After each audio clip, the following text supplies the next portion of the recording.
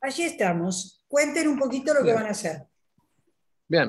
Le pedimos a los compañeros entonces que vayan apagando las cámaras. Nosotros vamos a intentar darle a la exposición, al resto de la exposición, un formato como si fuera de radio, ¿sí?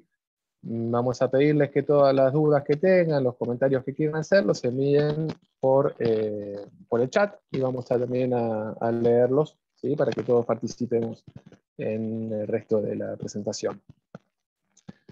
Eh, Si hay alguna consulta que quieran hacer, igualmente también pueden interrumpirnos, pero lo ideal sería que lo hicieran por el chat.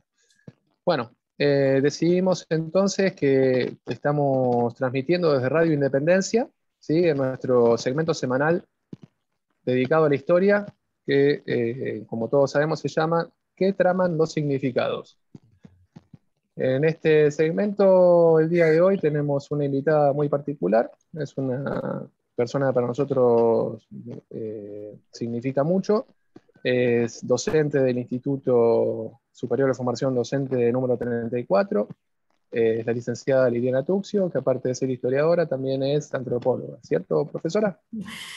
Muchas gracias. Tengo una maestría en antropología social, sí. Nos quedamos cortos entonces. Bueno, No, no, no, no. Un gusto recibirlo en nuestro programa. Bienvenida. Bueno, muchas gracias. muy bien. Y también tenemos la visita de Juan Baglio, que nos va a acompañar, Juan Domingo, en el recorrido que nos resta de la exposición. Bueno, vamos a comenzar la emisión hablando sobre la soberanía del pueblo durante la independencia, ¿sí? Eh, ¿Qué es lo que nosotros vamos a estar analizando en este momento en particular? Acá lo que vamos a estar hablando es que en 1808 se produce una crisis de soberanía, ¿sí? España es invadida por Francia. Fernando VII tiene que deponer el trono y se crea un vacío de poder, un vacatio regio, lo que da origen a que las distintas provincias, los distintos virreinatos en las colonias reasumieran la soberanía. También es el caso de Nueva Granada, digamos, el pueblo reasume la soberanía constituyendo gobiernos provisionales. Esto podríamos relacionarlo también de alguna forma, tal vez, con lo que viene de la Revolución estadounidense y los principios de la Confederación. Pero vamos a abocarnos más acá. Me parece que es más importante la trama de significados que es resultante de la forma de organización política que tenía el virreinato de Nueva Granada, en este caso, que es lo que también no es menos, digamos, el aporte que realizan los aportes externos que influyen dentro de este proceso. Eh, Dentro de los primeros años, de 1810 a 1815, se produce también en el territorio de Nueva Granada lo que se termina denominando la patria boba. ¿A qué nos referimos con esto? Bien, a partir de 1811, las provincias que se eligieron, las provincias, ¿sí? Las ciudades que conformaban el virreinato, se habían erigido en estados que más tarde declararon la independencia de España. En un principio, la independencia que se había declarado no era de España, la independencia que se había declarado era de la ocupación francesa, y ellos se resguardaban la soberanía en nombre de Fernando VII. ¿Sí? ¿Qué ocurre más adelante? El proceso fue similar en cuanto a los acontecimientos a lo que había ocurrido en el virreinato del Río de la Plata, ¿sí? Aunque con un resultado muy distinto. Digamos que en este caso no estamos hablando de un pueblo, de una ciudad, sino de varias ciudades que se reunieron en las plazas centrales, ¿sí? Y transmitieron su poder a los cabildos, donde se conformaron las juntas de gobierno provisionales. Entonces no tenemos una junta de gobierno que decide por toda la espacialidad, por todo el territorio, sino que tenemos distintas juntas de gobierno en distintas ciudades que se conforman, se arrogan la soberanía para ellos. Entonces, esto que crea que empiece a haber, que se generara como una disputa de poder entre los distintos territorios. Eh, Acá algo que me interesó fue un texto que había leído que lo redacta bastante bien, ¿no? Esta situación, y habla justamente sobre el espacio vivido. Y dice que hacia fines del siglo XVIII y comienzos del XIX, solo una pequeña parte de las élites ilustradas consideraban al reino como su lugar de pertenencia, porque para la mayoría de los sujetos del reino, la representación del territorio permanecía subordinada a la percepción del espacio vivido. Es justamente lo que nosotros estamos tratando de explicar en este espacio. Ellos estaban unidos, dentro conformaban un... Sí. Esteban Echeverría decía, la patria para un correntino era Corrientes, para un cordobés Córdoba y para el gaucho el pago en que había nacido, ¿no es cierto? Bueno, justamente. Esto es lo que estás planteando, exactamente. Justamente. Entonces, estábamos diciendo que empieza a haber una cierta competencia entre las distintas localidades. La localidad más importante en los comienzos de la Revolución fue la que había sido ciudad capital en su momento, que era Santa Fe de Bogotá. Ahora bien, ¿por qué tenía la propiedad de ser Santa Fe de Bogotá la capital? Por lo que era el atributo de silla. O sea que la capital virreinato era aquella ciudad donde el virrey tenía su residencia. Esto hacía que al no haber, al no existir esta estructura real, al no seguir el virrey en funciones, las demás ciudades también se malentonaran y fueran pidiendo espacio, fueran disputándole el espacio a Santa Fe de Bogotá en cuanto a importancia. Bien. Bueno, seguimos. ¿Qué es lo que esto ocasiona? Esto ocasiona fuertes disputas internas. No, quédate atrás, por favor.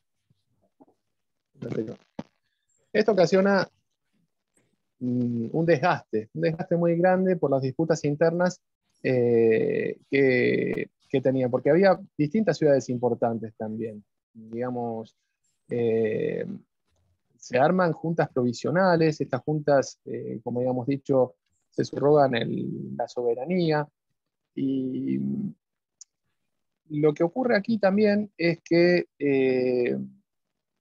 hay ciudades secundarias que también se declaran soberanas.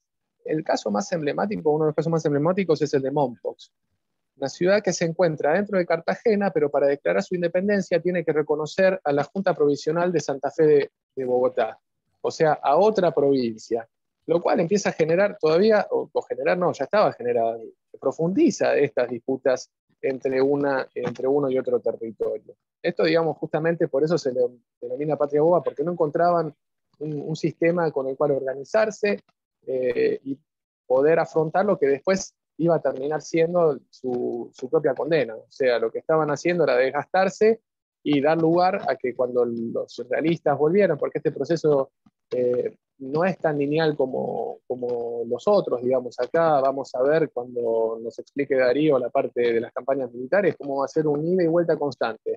Va a avanzar las tropas patriotas, luego van a ser los realistas los que avancen sobre los patriotas, luego los patriotas nuevamente, y así, una y otra vez, y bueno, Darío lo va a explicar mucho más en detalle un poco más adelante. Entonces, vimos que esto les podía generar... Déjame agregar algo, Guille, déjame agregar sí, algo. dale, por favor. También ellos estaban un poco condicionados, y acá se ve también la tibieza en declarar qué tipo de soberanía, qué tipo de si era confederación o federación, más que nada por el miedo que tenían al tipo de revolución que se había llevado a cabo en Haití, ¿no? Entonces, tenían mucho cuidado con eso. No querían que sea algo absolutista ni concentrar el poder. Entonces querían que esté dividido. Le tenían mucho miedo a la revuelta de los esclavos. Sí, mismo tal vez para ellos centralizar el poder podía llegar a indicar un retorno hacia una estructura de poder de carácter monárquico. Convengamos que en esta época recién se estaban conformando este tipo de repúblicas federales, o confederadas en este caso. Entonces, para ellos, más allá del miedo que representaba Haití, o de la influencia que podrían haber tenido de la Revolución estadounidense, también ellos tenían su propia carga, digamos, su propia trama de significados que estaba atravesándolos completamente en ese punto. Claro, tal cual. Uno de los fracasos que se ve es que lo acusaban a Bolívar de querer centralizar el poder y que no iba a respetar los derechos de ninguna ciudad, ¿no? Claro. Bueno, que de hecho lo hace más adelante cuando, bueno, esto lo vamos a ver cuando hablemos sobre la disgregación Claro. de la Gran Colombia. Ese es el gran dilema, ¿no? La unión Claro, o la disgregación. Porque claro. se estaba jugando, como dicen ustedes muy bien, con dos tramas de significados diferentes, ¿no? Primero con la de la primera parte de la colonización española, que de alguna manera generó una mayor descentralización en las diferentes regiones, y la segunda, la borbónica, que fue una tendencia centralista. Entonces, todo eso de alguna manera generó una pugna, ¿no?, entre esos dos conceptos. Exacto. Y bueno, si nos permiten, entonces lo que vamos a hacer es una consulta Dale. a la audiencia, ¿sí? Que participe y que nos diga a ellos qué opinan de esto, con qué, cuáles creen que fueron las razones que más pesaron a la hora de organizarse políticamente, ¿sí? O sea, con qué sistema ellos creen que podría haberse llevado a cabo un mejor afianzamiento de las organizaciones políticas. Bueno, estaba diciendo entonces que poco tiempo después España recupera, ¿sí? Con Pablo Morillo, empieza a recuperar el territorio, son derrotados en Venezuela, tienen que retirarse hacia Colombia y más adelante directamente los patriotas tienen, la mayor parte de ellos se exilia, o muchos de ellos se exilian, y otros tienen que refugiarse en la zona de las Guayanas. Muy bien, yo creo que hasta acá estaría mi parte y le doy paso a la columna de economía que tenemos a nuestro especialista en economía y política, el señor Lucas Palacio. Muy interesante. Muchas gracias, señor Guillermo Fraga. Permítame un segundo que vuelva a compartir para poner las diapositivas correspondientes. Sí, mientras tanto, una aclaración. Tal vez vean en los mapas también, o cuando estudien esta parte, van a ver que Venezuela es reconocido como una capitanía general, así como teníamos la Capitanía General de Chile acá en la parte más austral, y el Virreinato de Nueva Granada ocupaba lo que era Colombia, Ecuador y Panamá. Bueno, la Capitanía General, la función que tenía era como un control territorial ante posibles amenazas, ya podían ser de invasión por otros territorios, como de revueltas de los indios. Así que, pero igualmente estaba subordinada al Virreinato de Nueva Granada. Perdón. Territorios de carácter estratégico era. Exactamente. Adelante, Lucas. Muy bien, muchas gracias.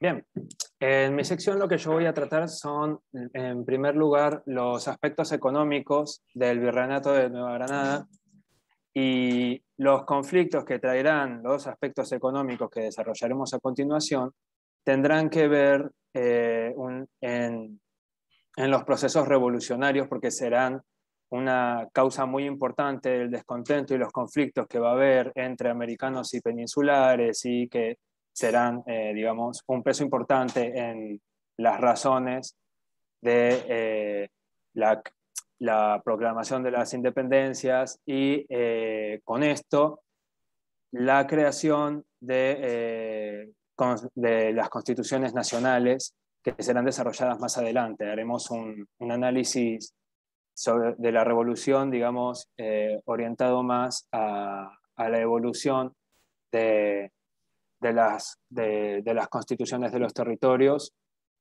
pero por el momento empezaremos con la economía. Bien, para comenzar, hablando de economía española, lo que tenemos que tener en cuenta es que España, primero que era un sistema monárquico, que éste manejaba todo un monopolio económico que estaba controlado por la corona y por la iglesia. Este dato no es poco importante porque, a diferencia de otras potencias de Europa como Inglaterra, por ejemplo, que estaban más orientadas a la evolución del mercado internacional, España se dedica principalmente de extraer recursos de América para acumularlos en la corona y no realiza, digamos, una inversión en el sistema económico interno de las colonias americanas, y esto también conlleva a diferenciación de poderes, conflictos, intereses que van a ser más adelante parte de la chispa que va a avivar el proceso de independencia. Bien, respecto a la economía de Nueva Granada, lo que voy a decir principalmente es que se trataba de un sistema precapitalista, ¿no?, dedicado a la extracción de recursos, como ya dije anteriormente. El sector alto de la población, o sea, los españoles, estarían dedicados a manejar las actividades económicas, ya sea extractivistas, de agricultura, el comercio. También la religión será una parte muy importante en la economía del territorio que voy a desarrollar más adelante. Respecto al sector bajo de la población, los nativos y los mestizos, como ya sabemos, realizarían tareas de esclavitud y servidumbre respectivamente, que, como vamos a ver más adelante, serán desarrolladas. A ver. Bien, respecto a la población aborigen, ya sabemos qué pasó con los aborígenes. Fueron invadidos por los españoles, fueron obligados a trabajar, a extraer los recursos para ser llevados a España. En todo caso, los aborígenes lo que tenían eran tres opciones: luchar contra los españoles y morir en el intento, escapar a las montañas y ser bandidos, lo cual también afectaría el desarrollo interno de la economía, porque estos grupos de personas nativos que escapan a los territorios altos, a las montañas, a los caminos, a asaltar a toda persona española, ya sea americana o peninsular, afectarían el desarrollo económico del territorio, porque también provocaría que los españoles no se concentren en pueblos grandes y no haya una expansión, digamos, tan esparcida por el territorio, debido primero por la geografía, digamos, montañosa que hay en el occidente de Nueva Granada y, bueno, porque era peligroso, justamente. El comercio interno era una actividad que no estaba tan bien desarrollada por estas complejidades que aparecían. Sabemos también que la población aborigen fue controlada por los españoles gracias a los acuerdos que se hicieron con las figuras de poder de ellos y de los españoles, o sea, con los caciques, como ya desarrolló la profe tantas veces, como ya hemos hablado. El descenso demográfico que sufrirían los aborígenes por los abusos en el trabajo, las enfermedades y el trato que recibían, bueno, esto también afectaría a la economía negativamente, porque llegaría un momento en que la actividad minera se vería afectada porque no habría suficiente mano de obra. Y esto decaerá también en cambios administrativos que voy a desarrollar un poquito más adelante. Por último tema, respecto a la población aborigen, es comentar que el control de los españoles sobre ellos no fue total. Acá abajo en la diapositiva se pueden ver ejemplos de pueblos aborígenes del territorio: guajiros, cunacunas, motilones, andaguíes, que estarían en constante lucha frontal con las fuerzas españolas, ya sea provenientes de la península o criollos nacidos en el continente. Bien, al principio de la colonización, la actividad económica más popular, más utilizada, digamos, era la encomienda. ¿Qué es la encomienda? La encomienda era una institución que se ocupaba del control de los nativos. Los nativos eran propiedad de la corona de España, que eran encomendados a un encomendero, como se lo llamaba, si era el título, para que digamos, los ordene y organice el trabajo de extracción de recursos. Lo que podemos decir respecto a esto, por ejemplo, la actividad minera en comparación a México y Potosí sería menor respecto al caso de Nueva Granada. Y bueno, por ejemplo, los principales sectores mineros estarían ubicados en las partes de Antioquia, de la Cuca, Santa Fe, Tunja y Pasto. Cada encomienda estaba organizada por alrededor de 423 indios por encomienda en promedio. Un dato interesante sobre los encomenderos es que no les garantizaba la posesión de tierras el título de encomendero. Los encomenderos eran personas normales, no eran nobles, que si poseían tierras era porque acumularon riquezas y las compraron, no porque fueron otorgadas a ellos por la corona. Esto también marca un quiebre, digamos, en la organización económica que había en el sistema feudal. En primer lugar, también los encomenderos pagaban impuestos a la corona, surgido del trabajo que hacían los esclavos, los aborígenes, y toda esta actividad también tendría varios desórdenes administrativos y faltas en el control de la producción de la minería. Todo esto debido también a conflictos de intereses, el encomendero que busca sacar un poco más de lo que tiene que darle a la corona, los indios y los caciques que trabajarían con el encomendero arreglando, digamos, condiciones de trabajo y así. Todas estas actividades, todo esto que se desarrolló durante tantos años, se vería afectado por, digamos, relaciones sociales que no son tan tomadas en cuenta, creo yo, porque no era todo tan transparente, había mucho desorden y esto provocaría también fallos en la economía interna. Bien, continúo.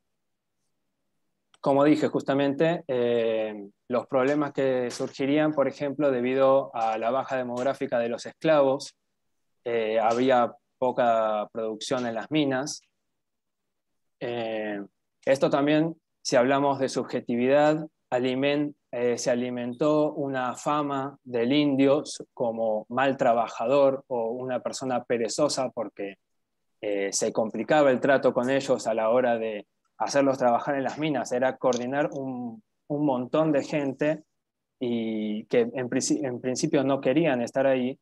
Y esto por parte de la opinión esto por parte de los españoles como que alimentaba la mala imagen que tenían los aborígenes.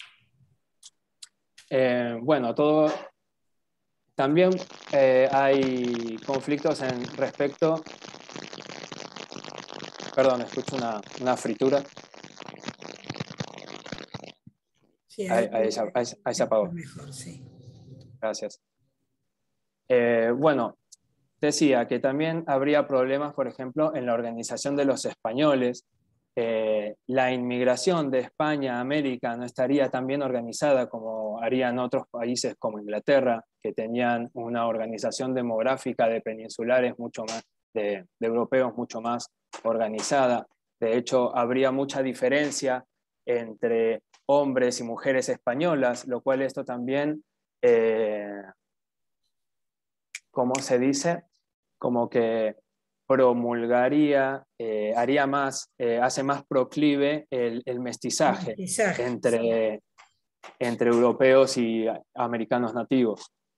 Que esto también surgiría una nueva clase social, un nuevo tipo de personas que serían los mestizos, que no son indios, no son españoles, pero tienen un trato un poco más ligero que los indios y pueden convivir con los españoles, digamos, en condición de vivientes, que serán, esto lo vamos a ver un poquito más adelante cuando hable sobre la hacienda y sobre el papel que cumplirían ellos en el trabajo agrícola. Y acá otra vez vemos también cómo la concepción del espacio que tienen los españoles es totalmente distinta, obviamente solo extractiva, y o sea, choca totalmente con la concepción que tenían los nativos, ¿no? Porque las ciudades donde los llevaban a trabajar eran puntos donde había extracción de oro. Ya. No era donde estaban, los llevaban a ese lugar, los desplazaban hacia ese lugar. Y era Claro, una cuestión totalmente económica, ¿no? Por lo que, y bueno, La estructura era esa, era la extracción claro, del mineral. claro, antes Luca nos comentaba que, bueno, que dónde estaban los indios, dónde habitaban, dónde estaban sus comunidades, y después dónde los llevan a trabajar, que es una región totalmente distinta a donde estaban Claro. ellos refugiados, ¿no? Sí, todo el proceso de manejo Realmente, de la mano de además, obra indígena. ¿Sí? generalmente, además, las zonas mineras son zonas muy áridas, entonces dice que son parásitas, porque no pueden obtener otro tipo por ejemplo, de alimentos, de cría de animales. Entonces es una zona que tiene que estar abastecida por una periferia que sí lo haga, ¿verdad? Claro, aparte, Es lo que pasó en el Potosí. claro, la extracción de acá es de tipo aurífero, o sea que el oro está Claro, más disperso y no está tan concentrado. Este claro, era más laborioso, era más difícil todavía. exacto.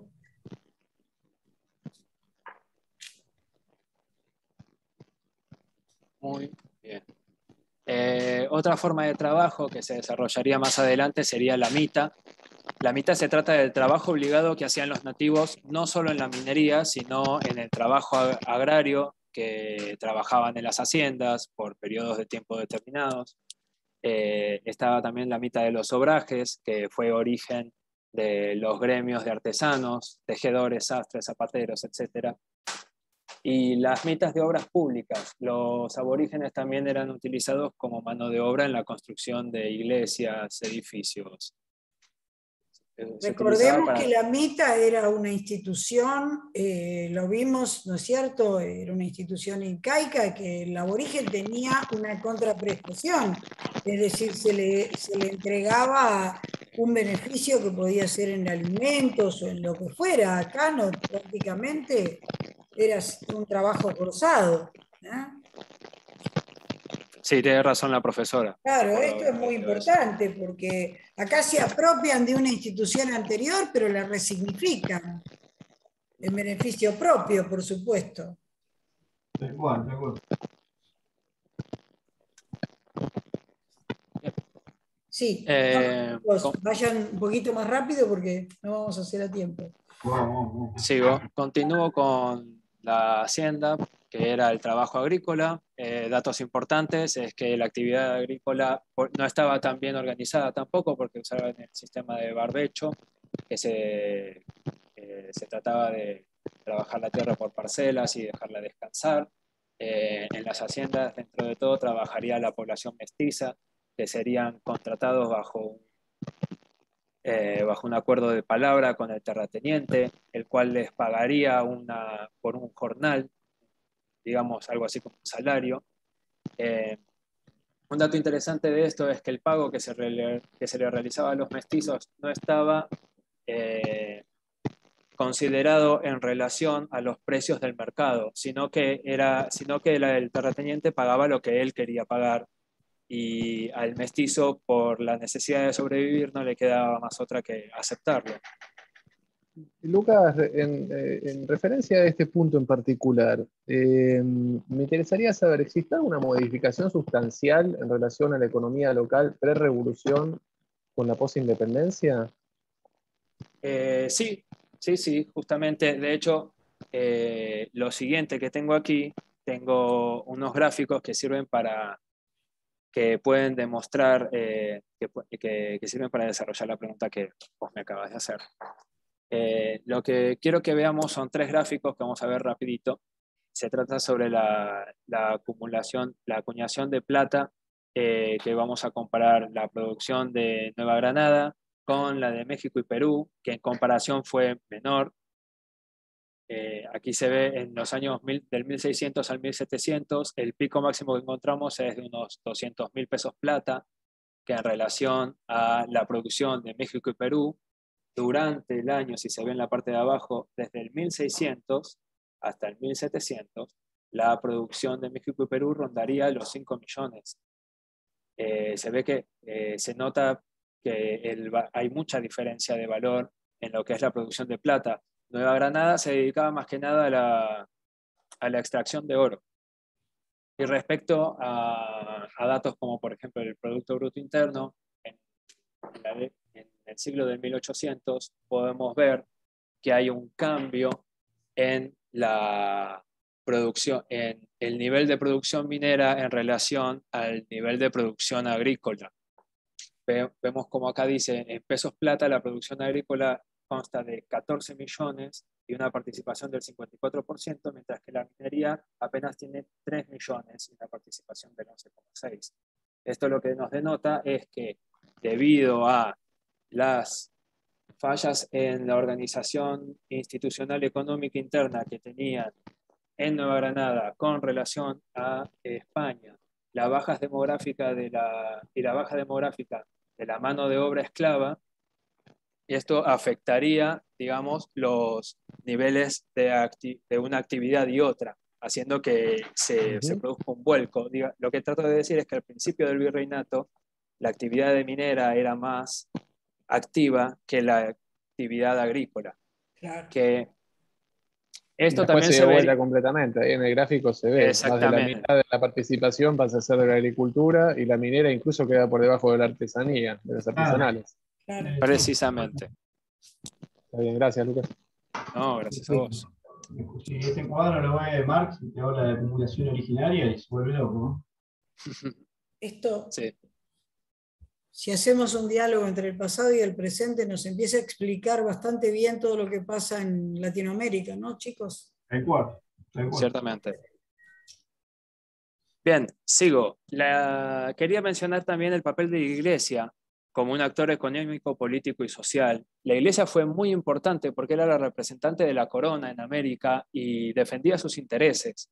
Esto provocaba que hubiera conflicto entre los intereses de la corona y la Iglesia, que buscaban la acumulación de recursos para llevársela a Europa, y los intereses de los criollos que hacían actividad en el territorio y necesitaban acumular riqueza dentro del territorio y necesitaban inversión. Todo esto también afecta lo que desarrollaré más adelante respecto a los cambios que van a suceder en las instituciones. Algo interesante para marcar sobre la Iglesia es que se hacen cargo de la producción minera luego de que la corona de España cancelara la actividad de las encomiendas. El control de al principio los indios estaban en control del encomendero y luego ellos pasarían al control de la Iglesia para su transformación a la fe católica y para su manejo en las actividades económicas, en las mitas, como ya mencioné anteriormente. Para seguir con la Iglesia, lo que hay que tener en cuenta es que la Iglesia era el mayor monopolio hipotecario que había en todo el virreinato y en el Reino de España. Tenemos que tener en cuenta que la economía española no estaba tan centrada en el comercio no estaba de la misma forma de como estaba en Inglaterra, por ejemplo, porque se veía afectado por los intereses de la Iglesia Católica y por sus creencias, y esto también tenía que ver con la forma en que los españoles manejaban su economía.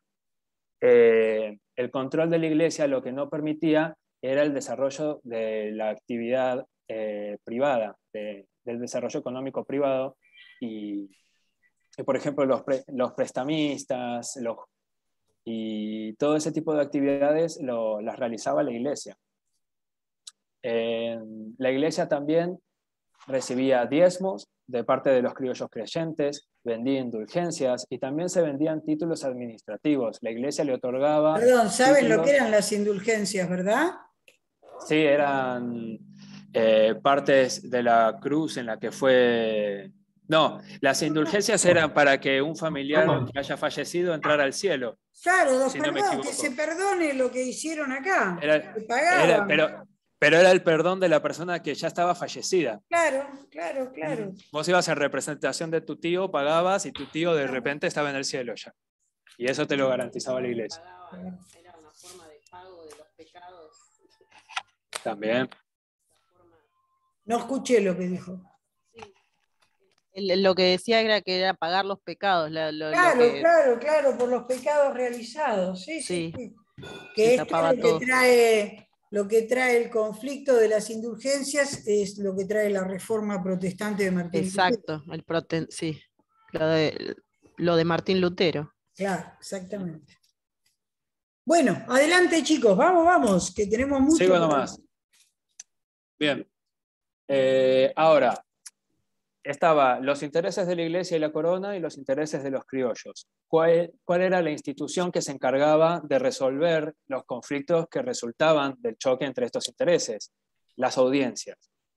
Las audiencias eran un sistema de regulación legal entre los nobles del virreinato y el imperio. Esto, en primer lugar, fue transmitido por los reyes de Castilla y Aragón. Se trataba de una institución del Poder Ejecutivo que se realizaba en el Cabildo, justamente. No, pero ¿no? A ver, ¿de qué me vas a hablar? La audiencia como institución es un tribunal de justicia.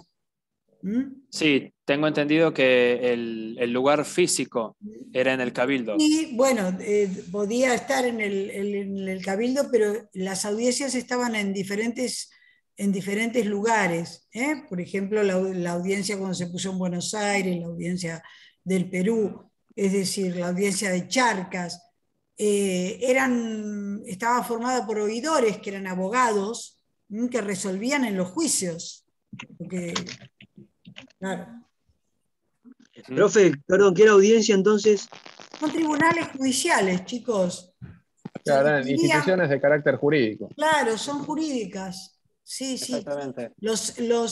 Está formada por oidores que son abogados. Los oidores lo que hacían era justamente Resolver los juicios. Resolver las problemáticas, sí. Claro, por eso se utilizan, es muy interesante lo que es los archivos de las audiencias, porque justamente nos permiten ver qué es lo que ocurría. En esos Esto también marca una ruptura con el sistema feudal europeo porque se trataba de un control institucional que era ejercido por personas que no eran nobles. No era como en el sistema feudal que el que impartía justicia era el noble. No, claro, por supuesto. Es un buen dato para tener en cuenta. Bien, falta un minuto. ¿Quiere cortar, profesora, y seguimos? Que ahora cambio de tema. Bueno. Nos vemos después de la pausa.